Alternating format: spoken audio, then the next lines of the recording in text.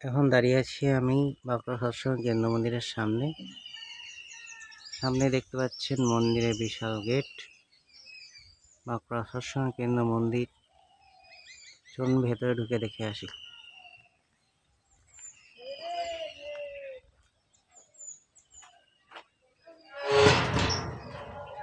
Gate খুলে ভেতরে প্রবেশ করলাম। সামনে দেখতে পাচ্ছেন মন্দির, আর মন্দিরের চারিপাশটা আপনাদের দেখাই। দেখুন, এদিকে বাগান করা হয়েছে, সুন্দর করে সাজানো হয়েছে গাছপালা লাগিয়ে।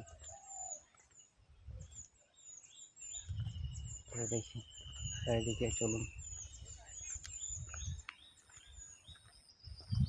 গ্রাম্য পরিবেশে মন্দির হওয়া মানে খুবই ভালো লাগে, যেন সবসময় একটা শান্তি বিরাজ করছে।